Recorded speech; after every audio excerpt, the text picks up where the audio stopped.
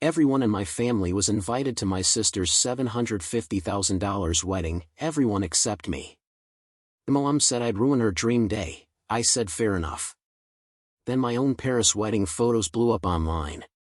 Can you imagine being told your presence would complicate your own sister's perfect wedding? Because that's exactly what my mother said to me, her voice as casual as if she were discussing the weather. And let me tell you, in that moment, something inside me didn't just break, it snapped. I was sitting on the floral couch in my parents' living room in Charleston, South Carolina, just staring at her perfectly manicured hands, folded calmly on her lap. The afternoon light filtered through the curtains, casting these soft, almost gentle shadows across her face. But there was absolutely nothing soft about the words she had just delivered. Nothing at all. Vivian's dream wedding isn't about you, Juliet, she'd continued, it's about her perfect day. And frankly, your presence would just be complicated. My name is Juliet, and I'm 27 years old. I'm a freelance photographer, mostly specializing in architectural and travel shots. I scrape by, enough to cover rent on my tiny studio apartment and keep my camera gear from falling apart. For years, I'd convinced myself that being the overlooked daughter was just my role. It was the way things were in our family. My younger sister, Vivian, 3 years my junior, had always been the golden child. Always. She was prettier, more charming, and, in my parents' eyes, undeniably more successful. She landed a high-paying job at a marketing firm straight out of college, married this wealthy investment banker named Gregory, and now lives in this pristine townhouse that my mother absolutely loves to brag about. But this was different. This wasn't just being forgotten at Christmas, or having my birthday overshadowed by Vivian's latest achievement. This was a deliberate, brutal exclusion from what my mother kept calling the event of the decade. Complicated how? I heard myself ask, my voice surprisingly steady, even though I could feel a tremor starting in my hands. My mother sighed, as if explaining this to me was the most exhausting thing she'd ever had to do. Vivian has invited 300 guests. Everyone who matters will be there. The venue alone cost them $75,000. She's wearing a custom Vera Wang. There will be photographers from 2 bridal magazines. She paused, her gaze sweeping over me with a dismissive air. This isn't some backyard barbecue, Juliet. This is a statement. And then came the gut punch. And you, she said, her voice dripping with implication, would ruin that statement. You know how you are. That phrase. You know how you are. It hit me harder than anything else. You never quite fit. You're always in your jeans and that old camera bag. Vivian's friends are all polished, put-together people. You'd feel uncomfortable anyway. Oh, I wanted to argue. I wanted to scream. I wanted to point out that I own nice dresses, that I absolutely could look presentable when needed. That being a photographer didn't make me some kind of social pariah, But the truth was, this wasn't really about my wardrobe. It was about hierarchy. It was about keeping me firmly in my place. Does Vivian know you're telling me this? I asked, my voice barely a whisper. My mother's expression flickered, just for a second. We discussed it as a family. Your father agrees it's for the best. And honestly, Juliet, you should be relieved. $750,000 for a wedding. That's the kind of pressure you wouldn't want to be around anyway. $750,000. The number was obscene. That was more than I had earned in the past 5 years combined. And they were spending it on a single day.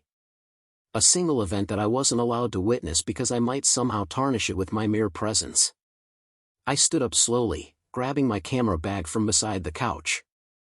My mother watched me with that same infuriatingly calm expression, as if she had just delivered perfectly reasonable news. I understand, I said quietly.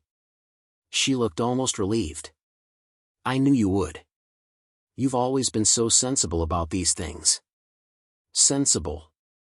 That was her word for compliant. For accepting whatever scraps of affection the family tossed my way. I walked toward the door, my boots making soft sounds on the hardwood floor. Just before I reached it, I turned back. "When is it?" I asked. "The wedding. June 15th. "But Juliet, I really think it's better if," "I just wanted to know," I interrupted, cutting her off cold. "For my calendar." I left before she could say anything else. As I drove away from their pristine colonial house, I felt something shift inside me. It wasn't anger. Not exactly. It was clarity. Cold, sharp clarity about exactly where I stood in this family, and what I was truly worth to them. June 15th was 3 months away. 3 months that they would spend preparing for Vivian's perfect day, while I was expected to simply disappear. To make myself conveniently absent so nobody would have to explain why the older sister wasn't there. I pulled into a coffee shop parking lot and just sat in my car for a long time, staring at my phone. Then, I opened my banking app and looked at my savings account. $4,300. Not much, but it was mine. Money I had earned through my own work, my own skill. And an idea was forming. Something reckless and bold. Something completely unlike the sensible, compliant Juliet my mother expected me to be. If they didn't want me at Vivian's perfect wedding, fine. But that didn't mean I had to spend that day alone in my apartment, scrolling through social media photos of an event I was banned from attending. I opened my laptop and started researching. The idea grew over the next few weeks, consuming my thoughts during quiet moments between photography jobs. I had always wanted to visit Paris. It was the kind of dream I had tucked away in the back of my mind, something that seemed perpetually out of reach for someone living paycheck to paycheck. But as I looked at my savings and did the math, I realized it was possible. Barely, but possible. Growing up, Vivian and I had actually been close for a brief window of time. When we were children, maybe 4 or 5 years of blissful normalcy before the favoritism became too obvious to ignore. I remembered building blanket forts together, sharing secrets under the covers past bedtime. But somewhere around middle school, things shifted. Vivian discovered she had power in our family dynamic. That our parents would choose her version of events over mine. That she could get what she wanted by playing the victim. The first major incident happened when I was 15 and she was 12. I had saved every penny from babysitting to buy a professional camera, something I had wanted desperately. When it finally arrived, Vivian threw a tantrum about how I got something expensive while she got nothing. Within a week, my parents bought her a laptop that cost twice what my camera did. The pattern was set. In college, while I worked part-time jobs to cover expenses that my minimal scholarship didn't cover, Vivian got a brand new car for her 18th birthday. My parents said they had contributed to my education, and that should be enough. Never mind that their contribution barely covered textbooks.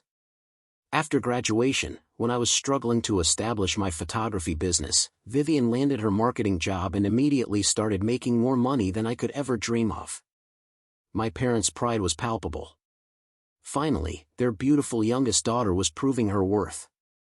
Meanwhile, I was invisible, unless I was needed to photograph family events for free, or to watch their house when they traveled. I should have been angry. And, beneath everything else, I was. But mostly, I was just tired. Tired of hoping that someday they might see me as equally valuable. Tired of making myself smaller so Vivian could shine brighter. 2 weeks after my mother's living room announcement, I received the official wedding invitation in the mail. It was addressed to my parents and included a note listing who from the family was invited. Every single person, my parents, both sets of grandparents, aunts, uncles, cousins. Everyone except me. The omission was deliberate. And documented. I stared at that heavy cardstock invitation with its gold embossing and elegant calligraphy, and something crystallized inside me. This wasn't an oversight. This was a statement about my worth in this family. That evening, I called my best friend, Kara. We had met 5 years ago at a photography workshop and had stayed close despite living in different cities. She was one of the few people who understood my family dynamics without judgment. "They didn't invite you?" Kara's voice rose in disbelief when I told her. To your own sister's wedding? Apparently, I'm a distraction from her perfect day, I said, a bitter laugh escaping me. That's insane. What are you going to do? I took a breath. I'm thinking about going to Paris during her wedding weekend. Silence on the other end. Then, tell me more. I've been researching, I explained. There's a photographer in Paris who does high-end bridal-style shoots for travelers. Custom gown, professional hair and makeup, sunrise shoot at the Eiffel Tower. It's expensive, but I can afford it if I'm careful. Kara's voice was a mix of awe and amusement. You want to have your own wedding shoot, without a wedding? Why not? I shot back, a spark of defiance igniting. If they're going to exclude me from family events, I might as well create my own moments. And I'm a photographer. I know the power of a good image. Kara laughed, a genuine, joyful sound. I love this. I absolutely love this. When do we leave? You think I'm letting you do this alone? I have vacation days saved up. Let me look at flights. That conversation changed everything. Suddenly, it wasn't just a fantasy or a way to avoid painful reminders of my exclusion. It was a real plan, with a real friend who believed in me. I spent the next month working extra photography jobs, accepting every assignment I could find. Corporate headshots, real estate photos, family portraits. My savings account slowly grew. I researched Paris neighborhoods, looked at hotel options, and found a photographer named Isabel, who specialized in the exact kind of shoot I envisioned.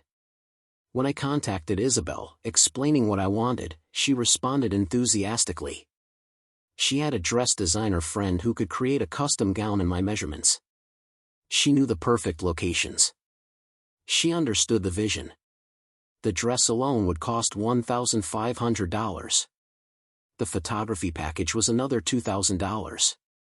Flights and hotel for Kara and me would be roughly $3,000 combined. Hair and makeup, another $300. It all added up to more money than I had ever spent on myself at once. But every time I hesitated, I thought about that invitation with my name conspicuously absent. I thought about my mother's casual dismissal, her certainty that I would simply accept being erased from this family milestone. 3 weeks before Vivian's wedding, I booked everything. Flights, hotel, photography session, dress measurements sent to the designer. It was happening. I didn't tell my family. They didn't ask what I would be doing that weekend anyway. I'm sure they assumed I would spend it quietly at home, maybe seeing a movie or working on my portfolio. Definitely not making any waves. But I told Kara everything as we planned. She was almost more excited than I was, researching Paris cafes and planning what we would do beyond the photo shoot. This trip became something bigger than just a response to being excluded. It became an act of reclaiming my own narrative. My phone buzzed one evening in late May. It was a text from Vivian. The first direct communication I had received from her since the wedding planning began. Mom said you understood about the wedding. I appreciate you being mature about it. It's nothing personal. Nothing personal. As if excluding your only sibling from the biggest day of your life was just a practical decision, like choosing salmon over chicken for the main course. I stared at that message for a long time before responding. I hope you have a beautiful day. I meant it, in a way. I hope she got everything she wanted from her extravagant celebration, because I was about to get something too. The week before the trip, my nerves kicked in hard. I second-guessed everything. Was I being petty? Was this just expensive revenge that would leave me broke and feeling hollow? What if nobody even cared about my Paris photos? But then my mother called, and those doubts evaporated. Vivian is so stressed, she said, launching into the conversation without preamble. The final alterations on her dress aren't quite right. And the florist had to substitute 2 types of roses. Can you imagine? After all the planning, these little disasters. That sounds frustrating, I said carefully. She's handling it well, though. She's such a professional. Gregory's mother is hosting a luncheon tomorrow for the wedding party and immediate family. It should be lovely. Immediate family. A category I apparently no longer belong to. I'm sure it will be nice, I said. Are you working that weekend? The wedding weekend? My mother asked. And there was something in her tone that made me think she actually hoped I would be busy, that I would have some concrete excuse for my absence that would make the whole situation feel less cruel. I have plans, I said. Oh, good. I'm glad you'll have something to occupy yourself with. After we hung up, I pulled out my suitcase and started packing. Kara was flying in 2 days before we left for Paris, staying with me so we could travel together. The dress designer had sent confirmation photos of the completed gown, and it was breathtaking. A flowing ivory creation with delicate beading on the bodice and a skirt that would move beautifully in photographs. It was everything I had envisioned and more. When Kara arrived, we spent the evening going over every detail of the trip. She had even brought props, a delicate vase she had found at a vintage shop and a bouquet preservation kit so we could dry the flowers afterward if I wanted. This is going to be incredible, she said, scrolling through Isabel's portfolio on her tablet. Look at these shots. You're going to look like you stepped out of a magazine. I looked at the images. These stunning women in beautiful gowns at iconic Paris locations. In 2 days, that would be me. The thought was both thrilling and terrifying. Do you think I'm being vindictive? I asked. Kara sat down the tablet and looked at me seriously. I think you're being human. They excluded you from a major family event and expected you to just disappear quietly. You're not crashing the wedding or trying to ruin anything. You're simply living your life in a way that brings you joy. That's not vindictive. That's survival. We flew out on a Thursday evening, landing in Paris early Friday morning local time. Despite being exhausted from the overnight flight, I felt electric with anticipation. The city was everything I had imagined, elegant and historic, and alive with possibility. Our hotel was a small boutique place in the 7th arrondissement, within walking distance of the Eiffel Tower. After checking in and napping for a few hours, we met with Isabel at her studio. She was warm and enthusiastic, her English excellent despite a charming accent. The dress arrived yesterday, she said, leading us to a back room where it hung on a mannequin. I think you will be very pleased. It was more beautiful in person than in photos. The ivory fabric caught the light perfectly, and the beading was delicate without being overwhelming. I had told the designer I wanted something that looked bridal but not costume-like. Something that could be worn to a fancy event if I wanted. She had nailed it. We'll begin at 5:30 tomorrow morning, Isabel explained. The light at sunrise is perfect and there will be fewer tourists. Hair and makeup starts at 4. I know it's early, but trust me, the results will be worth it. That evening, Kara and I walked around Paris, grabbing dinner at a small cafe and wandering along the Seine as the sun set. I tried not to think about what was happening back home. By now, wedding guests were arriving in Charleston. Vivian was probably having a spa day or attending some pre-wedding event. My parents were in their element, hosting and being proud. And I was here in Paris, about to create something entirely my own. We went to bed early, setting multiple alarms. At 3:30 in the morning, we stumbled out of bed and got ready. The hair and makeup artist met us at the hotel, transforming my usually casual appearance into something ethereal. She wove small flowers into my upswept hair and gave me a natural but polished makeup look. By 5 in the morning, dressed in the ivory gown, I felt like a different person. Kara kept taking photos with her phone, grinning the entire time. You look like a princess, she said. Vivian's going to die when she sees these. If she sees them, I corrected. I haven't decided what I'm going to do with the photos yet. That was partly true. I had ideas, but nothing felt concrete. Part of me wanted to post the images publicly, to create a visible reminder that I existed and could create beauty without their permission. But another part of me wanted to keep them private, a secret rebellion that only I would fully understand. Isabel picked us up in her car and we drove to the Trocadero Gardens. The sky was just beginning to lighten, a soft pink glow on the horizon.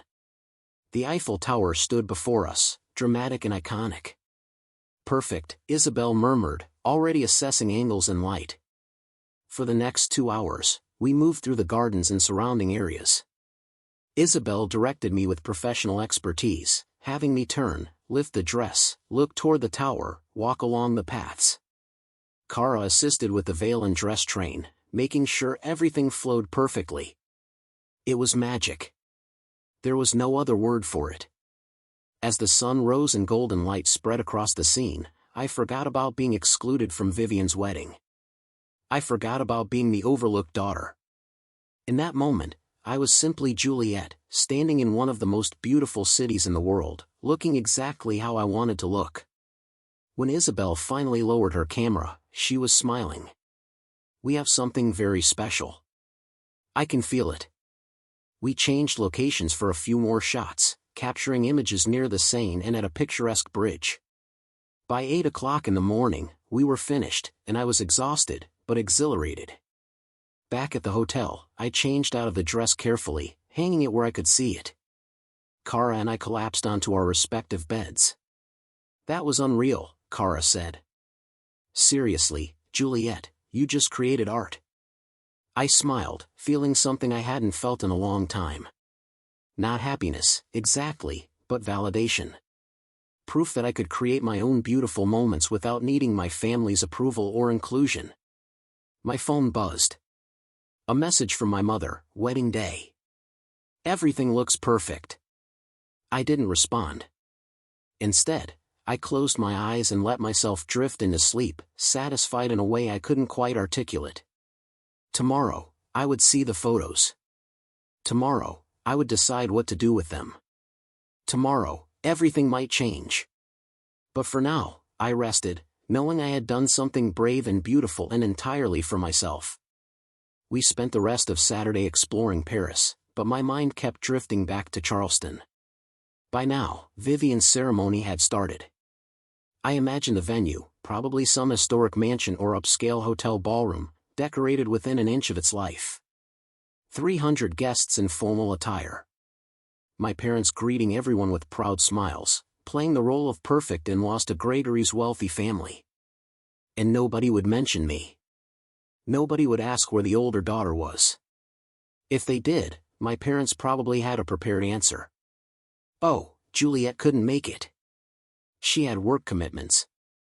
Something vague and dismissive that would shut down further questions. Kara noticed my distraction as we sat at a cafe in the Latin Quarter that evening. "You're thinking about it." "Hard not to," I admitted. "I keep wondering if anyone even noticed I'm not there." "Their loss," Kara said firmly. "And honestly, after what we did this morning, after those photos we're going to see tomorrow, you won. You already won." I wanted to believe her. But there was a hollow feeling in my chest that wouldn't quite go away. It wasn't jealousy of Vivian's wedding, exactly. It was grief for the family relationship I had always wanted but never had. Grief for being the daughter who wasn't worth including. Sunday morning, we met Isabel at her studio to review the photos.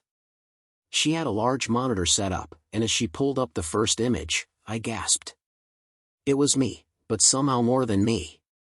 The morning light created an almost otherworldly glow. The Eiffel Tower rose behind me, perfectly framed. The dress flowed around me like water, frozen in time. My expression was serene, confident, beautiful in a way I had never seen myself before. "Keep going," Kara breathed, leaning forward. Isabel clicked through image after image. Each one was stunning. Some were dramatic, with dark silhouettes against the lightening sky. Others were soft and romantic, with the veil catching the breeze. There were close-ups that showed the dress details and wide shots that captured the scope of the location. "These are professional quality," I said, my voice catching. "These could be in magazines." Isabel smiled. "They should be. You have a gift for the camera, Juliet. Many people freeze or look artificial, but you understood the assignment. You embodied the vision. We selected the best images for final editing. Isabel promised to have them ready by Tuesday, our last full day in Paris before we flew home Wednesday morning. As we left the studio, Kara grabbed my arm. "You need to post these." She looked at me intently. "I know you're hesitant, but these are too good to keep private." "I don't know," I said. "What if it seems like I'm trying to upstage Vivian?" "What if it does?" Kara challenged. "She excluded you from her wedding. She doesn't get to control how you spend your time or what you share about your own life. These photos aren't about her. They're about you." We spent Sunday and Monday being tourists, visiting museums, and eating incredible food. But my mind kept returning to those images. Kara was right. They were too beautiful to hide. And more than that, I had worked hard for them. I had saved money, planned extensively, taken a risk. Why should I diminish my own achievement because it might overshadow my sister? By Monday evening, I had made a decision. When Isabel sent the final edited images Tuesday morning, I would post one. Not to hurt Vivian, but simply to share something I was proud of. If my family had a problem with that, well, they should have thought about that before excluding me. Tuesday afternoon, the edited photos arrived in my inbox. They were even more stunning with Isabel's professional editing. The colors were rich, the lighting perfect, every detail polished. I spent an hour choosing which one to post. Finally, I settled on an image taken right as the sun broke the horizon. I stood in profile, looking toward the Eiffel Tower, the dress catching golden light. The composition was perfect, the mood both romantic and powerful. Now came the caption. I typed and deleted several versions, trying to find the right tone. Not bitter, not angry, but confident. Finally, I settled on something simple, no invite needed to shine brighter. I stared at those words for a long time.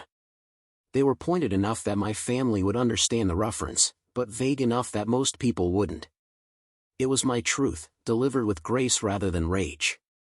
I posted it to Instagram at 7 o'clock in the evening Paris time, which was 1 o'clock in the afternoon in Charleston. Vivian's wedding had been Saturday, so by now she would be on her honeymoon, or at least in the immediate post-wedding glow, probably posting her own professional photos.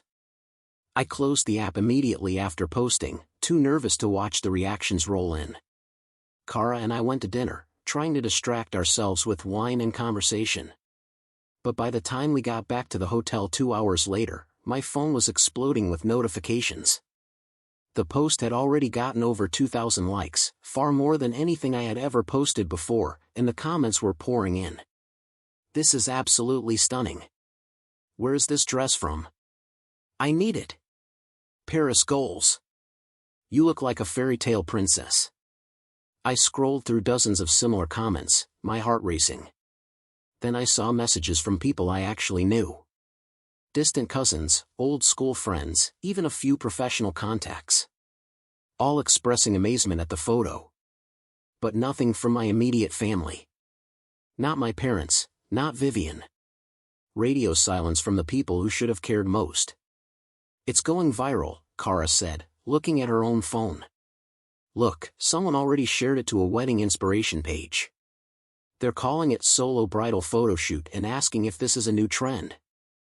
I checked the share count, already over 300 shares and climbing. Within the wedding photography community I followed online, people were talking about it.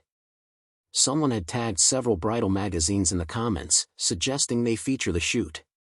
"This is insane," I whispered. "This is actually going viral." Kara was grinning. "You created something people respond to. This is what happens when genuine emotion meets professional quality. People can feel the authenticity." We stayed up late watching the numbers climb. By midnight Paris time, the post had 5,000 likes and had been shared over 1,000 times. A major wedding blog had reached out asking to feature it. 2 photographers wanted to know who had shot it so they could credit Isabel. A dress designer asked about the gown. And still, nothing from my family. I went to bed that night with my phone buzzing constantly with new notifications. It should have felt triumphant, but instead I felt strangely empty. I had wanted validation, proof that I mattered, and I was getting it from thousands of strangers. But the people whose recognition I craved most remained silent. Wednesday morning, we packed for our flight home. My post was still gaining traction. Overnight, it had been picked up by a major lifestyle website with millions of followers. They had written a short article about the solo wedding shoot trend taking social media by storm, featuring my photo prominently. The numbers were staggering now, over 15,000 likes, nearly 5,000 shares, comments in multiple languages. People were asking where to book similar shoots, tagging friends, sharing their own stories of being excluded from family events. I had unintentionally tapped into something bigger than my personal grievance. It resonated with people who had felt overlooked, dismissed, or excluded. My photo wasn't just pretty. It represented reclaiming your own narrative when others tried to write you out of the story. On the flight home, exhaustion caught up with me. I slept most of the way, my phone on airplane mode to avoid the constant notifications. Kara kept checking her phone during layovers, giving me updates. "A bridal magazine wants to interview you," she reported at our connection in New York. And someone from a morning show reached out. They want to do a segment on solo celebration shoots. "That's crazy. I'm not qualified to speak about trends," I said. "I just wanted nice photos." "You started something," Kara insisted. "Whether you meant to or not." We landed in Charleston late Wednesday evening. I had several missed calls from my mother and a string of texts from Vivian. I didn't read them on the ride home, too tired to deal with whatever storm was brewing. Thursday morning, I woke up in my own bed to my phone ringing. My mother. I considered ignoring it, but after the fourth call, I answered. "Juliet, what on earth were you thinking?" Her voice was sharp with anger. "Good morning to you, too," I said, sitting up. "Don't be flippant. You posted that ridiculous photo during Vivian's wedding. Do you have any idea how inappropriate that was?" "I posted it on Monday," I corrected. 2 days after the wedding. "It doesn't matter when you posted it. It's everywhere now. People keep sending it to Vivian, asking if you're her sister, asking why you weren't at the wedding. You've completely overshadowed her special day." I felt a surge of anger. Her special day that I wasn't invited to. That wedding. We explained the situation. This was Vivian's time to shine. And you couldn't even give her that. You had to make it about yourself. "I went to Paris," I said, my voice dangerously calm. "I took photos that I'm proud of. I posted one picture to my personal Instagram account. How is any of that about Vivian?" "Because the timing was the only weekend I could afford the trip," I interrupted. "Or did you expect me to schedule my entire life around an event I wasn't allowed to attend?" Silence on the other end. Then, tightly, "Vivian is very upset. Vivian excluded me from her wedding without a conversation or explanation. I'm sorry if my life existing publicly upset her, but that's not my problem. This is exactly why we didn't invite you," my mother snapped. "This kind of attitude, this need for attention. You've always been jealous of your sister." "I've never been jealous," I said, and I meant it. "I've been hurt. I've been dismissed. I've been treated as less important my entire life, but I'm not jealous. And I'm done apologizing for existing." I hung up before she could respond. My hands were shaking. In all my years of accepting their treatment, I had never directly confronted my mother like that. It felt simultaneously empowering and terrifying. Within an hour, Vivian called. I almost didn't answer, but curiosity won. "You sabotaged my wedding," she said immediately, her voice thick with tears, or rage, or both. "I wasn't even in the same country as your wedding," I replied. "You know what I mean. Everyone is talking about your stupid Paris photos instead of my wedding. I spent 3 months planning every detail, and you ruined it with one attention-seeking post. Vivian, I didn't do anything to you. I took photos in Paris. That's it. During my wedding weekend. You planned it specifically to take attention away from me.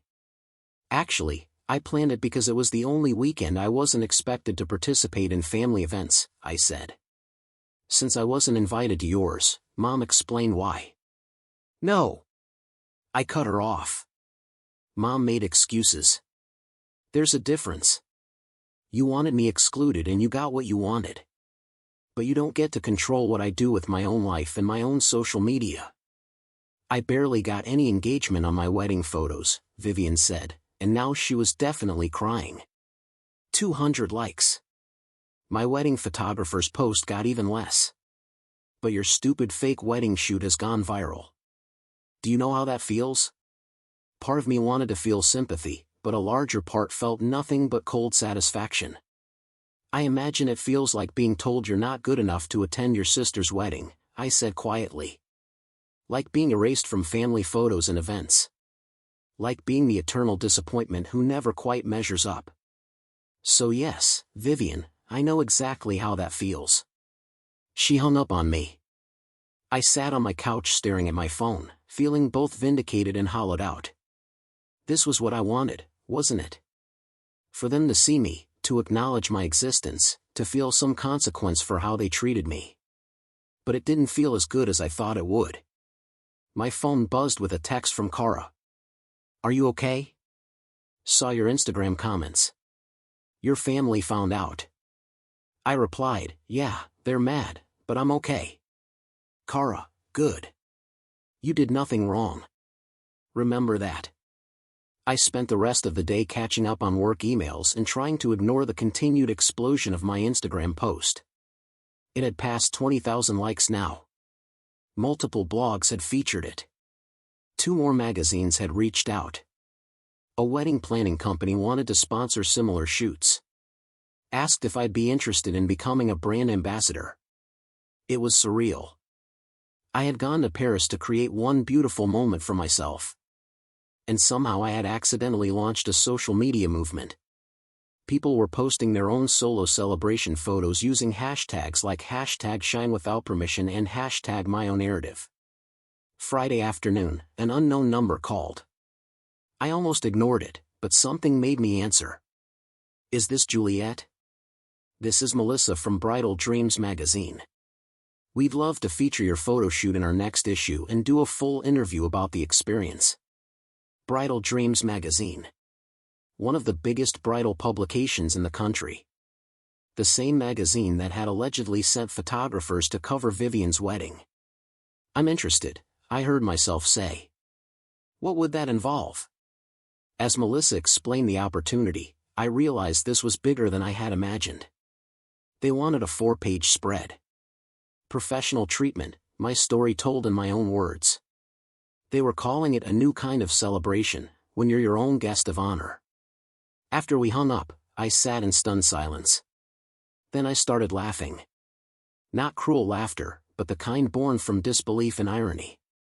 Vivian had spent $750,000 to get magazine coverage for her wedding, and I had accidentally gotten it with one Instagram post and a $5,000 trip to Paris.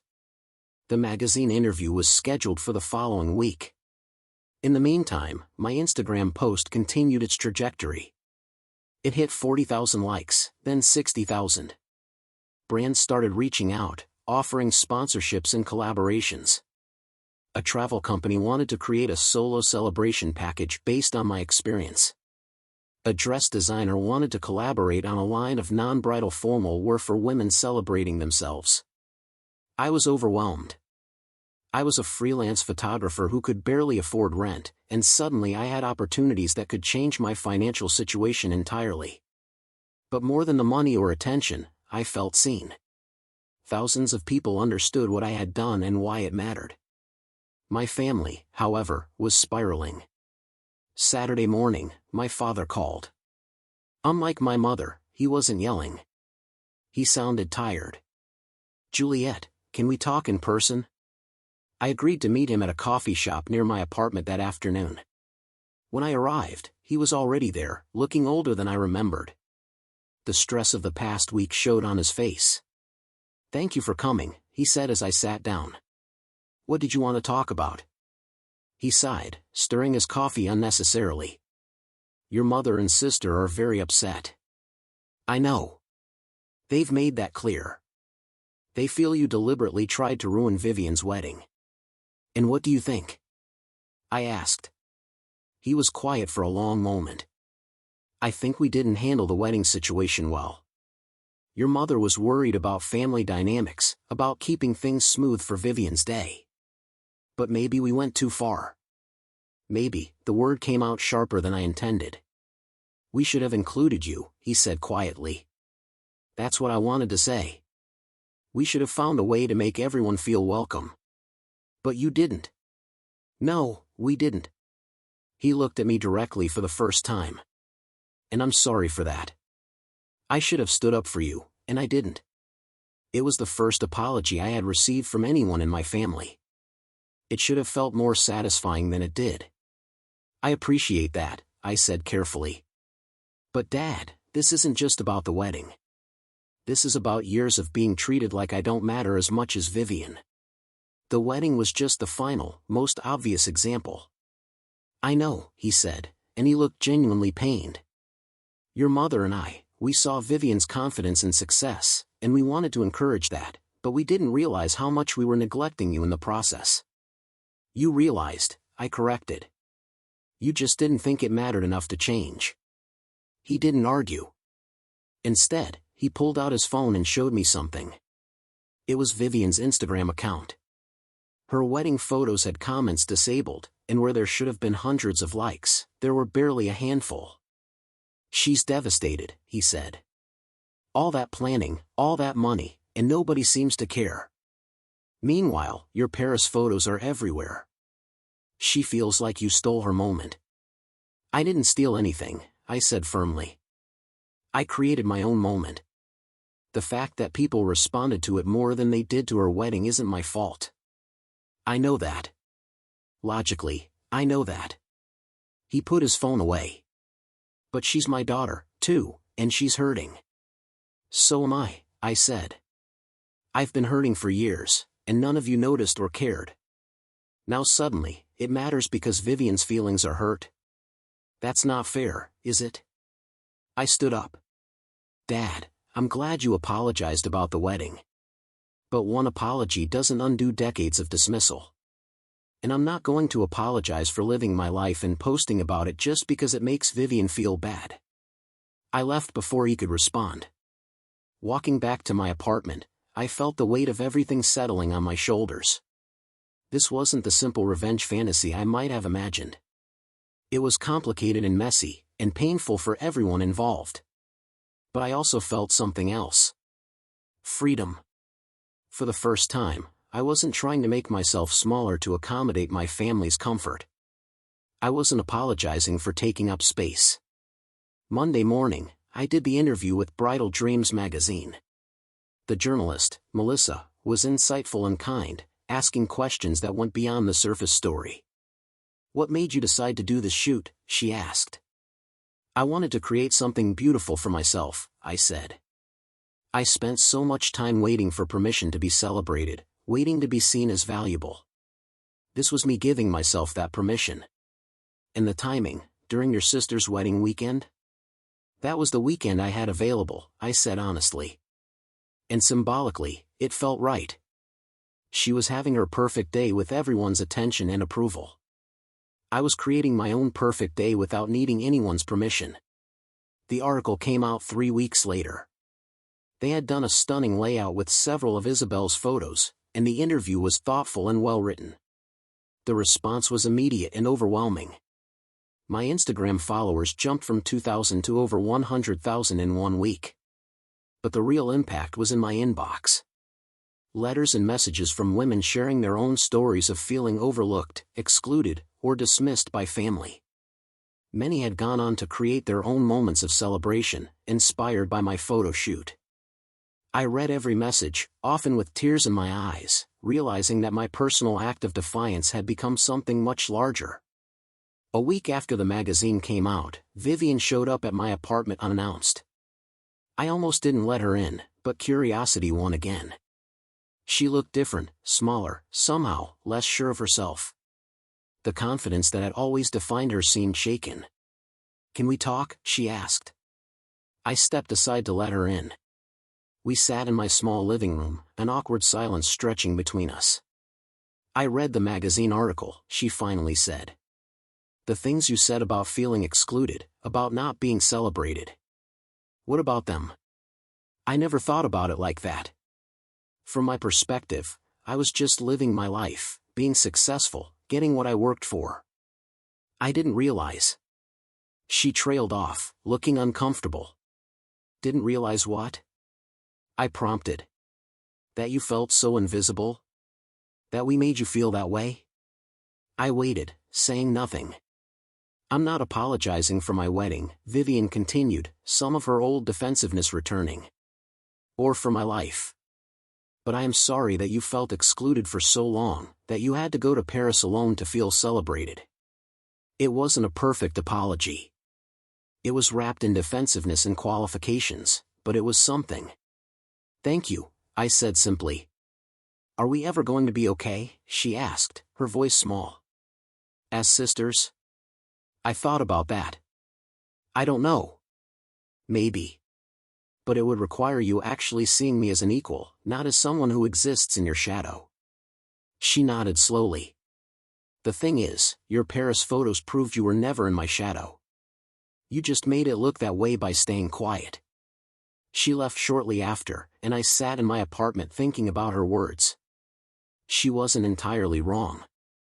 I had made myself smaller for years, accepting the role of overlooked daughter because it seemed easier than fighting. But I wasn't that person anymore. The opportunities kept coming. By the end of the month, I had signed a contract with a luxury travel brand to create content for their solo celebration campaign. The payment was more than I had made in the previous 6 months combined. A boutique hotel chain reached out about an ongoing partnership. 3 different photography workshops wanted me to teach sessions about creating viral content with authentic storytelling. My financial situation transformed overnight. For the first time in my adult life, I wasn't worried about making rent. I wasn't calculating whether I could afford groceries and camera equipment in the same week.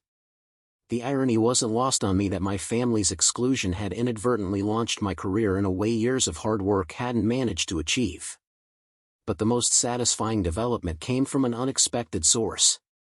The photographer who had been hired to shoot Vivian's wedding reached out to me directly. Her name was Catherine, and her message was professional but pointed. "I wanted to introduce myself," she wrote. "I was contracted to photograph your sister's wedding and provide images to Bridal Dreams magazine for their coverage. However, after your photo shoot went viral, the magazine decided to cancel the planned feature of Vivian's wedding.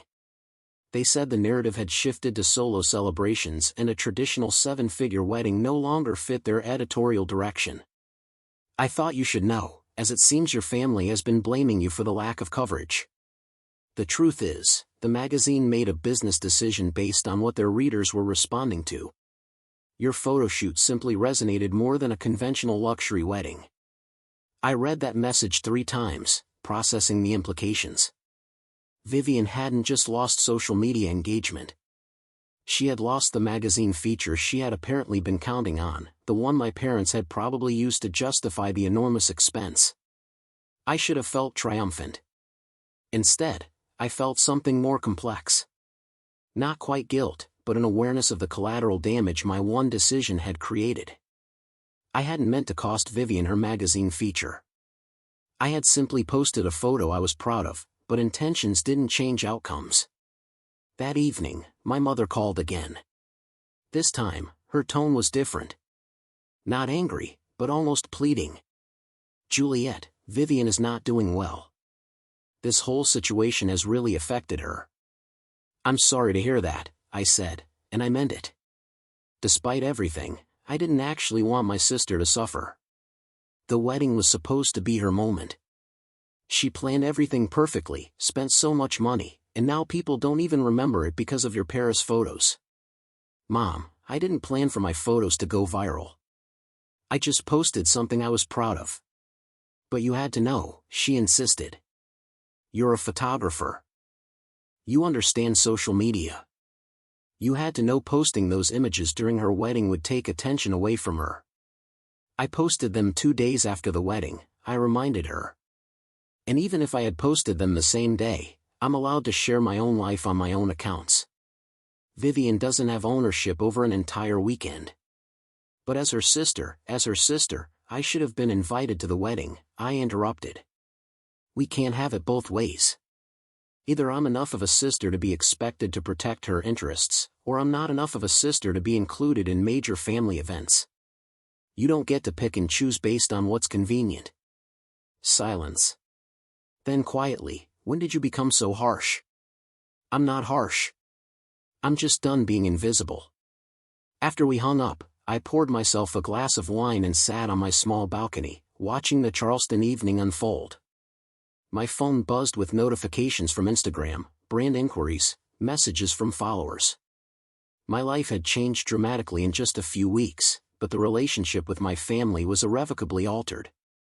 There would be no going back to the way things were, to me quietly accepting whatever scraps of attention they offered. That version of Juliet was gone. The next morning, I received an email from a literary agent. She had seen the Bridal Dreams article and thought my story would make a compelling book. Not just about the photo shoot, but about the broader experience of being overlooked in your own family and finding the courage to celebrate yourself. There's a hunger for these stories, she wrote. Women reclaiming their narratives, refusing to stay small. I think you could speak to that in a powerful way. A book. I had never considered writing a book, but as I thought about it, I realized how many stories I had. Years of being dismissed, of watching Vivian be celebrated while I was barely acknowledged. The slow realization that I needed to create my own validation. The decision to go to Paris. The aftermath. I agreed to a call with the agent, and by the end of the week, we were discussing a book proposal. The advance she mentioned was more money than I had earned in 2 years of photography work. Everything was happening fast, too fast maybe. But I was riding the wave, making decisions that felt right, even if they scared me. 2 months after my Paris trip, I was invited to speak at a women's empowerment conference in Atlanta. The topic was creating your own narrative when others try to write you out. I was terrified. Public speaking wasn't something I had ever done, and the idea of standing in front of hundreds of people was paralyzing. But Cara talked me into it. This is what you've been working toward your whole life, she said. Not the fame or the money, but the validation that your voice matters. Don't waste this opportunity. The conference was held in a large hotel ballroom. I stood backstage, my hands shaking as I listened to the speaker before me wrap up. Then it was my turn. I walked onto that stage, looked out at the sea of faces, and told my story. I talked about being the invisible daughter, about the wedding exclusion, about deciding to go to Paris. I showed the photos, talked about the viral response, discussed the complicated aftermath. And when I finished, the applause was thunderous. Women came up to me afterward, sharing their own stories of family exclusion, of being overlooked, of finding the courage to celebrate themselves. Several were crying. Many hugged me. You made me feel less alone, one woman said. I thought I was the only one whose family treated them like this. That night, in my hotel room, I reflected on how far I had come. 3 months ago, I was the excluded sister, hurt and invisible. Now I was someone whose story resonated with thousands of people. But I still felt the ache of family disconnection. Success didn't erase that pain. It just made it more complicated. The book deal was finalized in September, 4 months after my Paris trip. My agent had negotiated a substantial advance, and the publisher wanted the manuscript completed within a year. I was both thrilled and terrified. Writing about my experiences meant fully confronting everything I had spent years trying to minimize. My parents' reaction to the book news was predictable. My mother called, her voice tight with anxiety. You're writing a book about the family, Juliet? That's incredibly invasive. We have a right to privacy. I'm writing about my experiences, I corrected. My story, my perspective. You don't get to control that. But you'll make us look bad. You'll tell everyone about the wedding situation. I'll tell the truth about my life. If that makes you look bad, maybe you should have treated me better. She hung up without another word. Vivian's response came via text. "I can't believe you're doing this. Profiting off family drama. This is a new low." I didn't respond. There was nothing to say that wouldn't escalate into another argument. But the distance from my family, while painful, was also liberating. I was building a life that didn't require their approval. I was creating success on my own terms. In October, 6 months after Paris, I was invited to appear on a national morning show to discuss the solo celebration movement that had emerged from my viral post.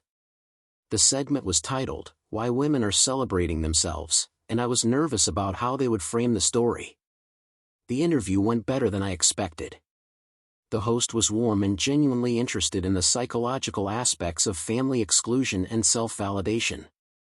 When she asked about my sister's wedding, I was careful with my words. The exclusion hurt deeply, but it also clarified some things for me. I realized I had been waiting my whole life for my family to see me as valuable, and I finally understood that I didn't need their permission to celebrate myself. "In your relationship with your family now?" the host asked. "Complicated," I admitted. "We're in a difficult place, but I'm at peace with that because I'm no longer sacrificing my own well-being to maintain a relationship that was never healthy to begin with." After the show aired, my Instagram followers jumped to over 300,000. More brand deals came in, more speaking invitations. The momentum was dizzying. But the real turning point came in late October when I received an email from Bridal Dreams magazine again. They wanted to do a follow-up piece 6 months after the original feature. The working title was "The Aftermath: How One Photo Changed Everything." The new article would include an update on my career, discussion of the book deal, and reflection on the family dynamics. But here was the twist: they wanted to interview Vivian, too. They wanted both sisters' perspectives on what had happened. My first instinct was to refuse. Giving Vivian a platform to present her version of events felt dangerous. But my agent saw opportunity. "This could actually be powerful," she said. "If you're confident in your truth, let her speak. The contrast will be revealing." I agreed, with conditions. I wanted to see Vivian's interview before publication. I wanted the right to respond to any false claims. The magazine agreed. 2 weeks later, they sent me the transcript of Vivian's interview. I read it with a mixture of anger and sadness. She portrayed herself as the victim of my jealousy. Someone whose perfect day had been deliberately sabotaged by a bitter older sister. She claimed I had always been envious of her success, that I had posted the Paris photos specifically to hurt her, that my entire Paris trip was calculated revenge. But what struck me most was how little accountability she took. In her version, she bore no responsibility for the exclusion. That was entirely my parents' decision, and she had simply gone along with it. The lack of empathy in her words was stark. I wrote my response carefully. I didn't attack Vivian directly. Instead, I focused on facts. The timeline of events, the years of being treated as less important, the invitation list that excluded only me, the decision to use that weekend for self-celebration because I wasn't included in family events anyway. "I can't control how my sister interprets my actions," I wrote. "But I can tell my truth. And my truth is that I spent 27 years being invisible in my own family. Going to Paris wasn't revenge. It was survival. It was choosing to celebrate myself when nobody else would." The article came out in mid-November, and it was explosive. The magazine had done an excellent job of presenting both perspectives without explicitly taking sides. But the reader comments made it clear who they believed. Thousands of people pointed out Vivian's lack of self-awareness, her refusal to acknowledge her role in the situation, her continued dismissal of my feelings. The older sister was excluded from a major family event and still found a way to celebrate life, one comment read. The younger sister had a $750,000 wedding and is mad that someone else got attention. Tell me who the real problem is. The article went viral in its own right. It was shared across social media platforms, discussed on podcasts, analyzed in think pieces about family dynamics and sibling rivalry. And through it all, Vivian remained silent on social media. Her Instagram, once full of carefully curated posts about her perfect life, went quiet. My parents didn't reach out. The silence should have felt like victory. Instead, it felt like the final severing of already damaged ties. In December, 8 months after Paris, I signed a lease on a new apartment. Not just any apartment. A beautiful 2-bedroom place in a historic Charleston neighborhood with high ceilings and large windows, perfect for a home photography studio. I could afford it comfortably now, thanks to the brand deals and Book Advance. Cara helped me move in, and we celebrated with champagne on my new balcony overlooking the street. "You did it," she said, raising her glass. "You actually built a whole new life." "We did it," I corrected. "You were there for every step." "So, what's next?" "More travel content, the book, all of that," I said. "But also, I want to help other people tell their stories. Women who feel invisible, who need permission to celebrate themselves. I'm thinking about starting workshops, creating a platform for those voices." Cara smiled. "That's perfect. You found your purpose." Maybe I had. Not just in the success or the recognition, but in using my experience to help others feel less alone. The book was published the following June, almost exactly 1 year after my Paris trip. The title was Uninvited, Celebrating Yourself When Others Count You Out. The cover featured one of Isabel's photos from Paris, me in the ivory dress with the Eiffel Tower behind me. The launch party was held at an art gallery in downtown Charleston. Over 200 people attended, friends, colleagues, followers who had become friends, women whose stories had intersected with mine through the solo celebration movement. Cara gave a toast that made me cry. My agent spoke about the power of authentic storytelling. My family was not there. I had sent invitations out of courtesy, not expectation. They didn't respond. The book was an immediate success. It hit bestseller lists within the first week. Reviews praised its honesty and emotional depth. Women shared it in book clubs, posted quotes from it on social media, wrote to me about how it had helped them process their own family trauma. But the success came with complications. My parents hired a lawyer, threatening to sue for invasion of privacy. Their lawyer sent a cease and desist letter claiming I had defamed them.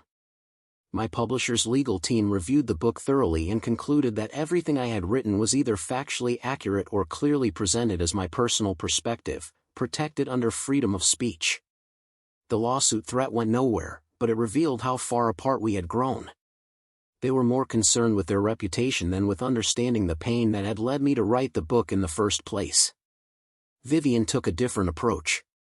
She wrote an op-ed for a website about being portrayed unfairly in someone else's narrative. She never mentioned me by name, but the subtext was clear. She positioned herself as a victim of my success, someone whose privacy had been violated for profit. The response to her op-ed was swift and largely unsympathetic. People pointed out that she could have reached out to repair the relationship privately, but had chosen instead to make public statements. They noted that she still hadn't acknowledged her role in the original exclusion. By summer, 1 year after Paris, I was traveling frequently for book tours and speaking engagements. I spoke at universities, women's conferences, corporate events about empowerment and authenticity. Each time I told my story, I saw recognition in the audience's faces. So many people understood what it felt like to be overlooked, to be made small by family dynamics. In August, I received an unexpected email. It was from a woman named Patricia who identified herself as a family therapist specializing in sibling dynamics and parental favoritism. "I've used your story in several sessions with clients," she wrote. "It's helped them understand that choosing yourself isn't selfish, it's survival. I'm writing a book about family scapegoating, and I'd love to interview you for a chapter if you're willing." I agreed. The interview was thoughtful and probing, exploring not just what happened, but why these family patterns develop and persist. Patricia explained golden child and scapegoat dynamics, how families often assign roles that become self-fulfilling prophecies. "You broke the pattern," she told me. Most scapegoated children spend their lives trying to earn approval that will never come. You chose a different path. You validated yourself instead of waiting for them to do it.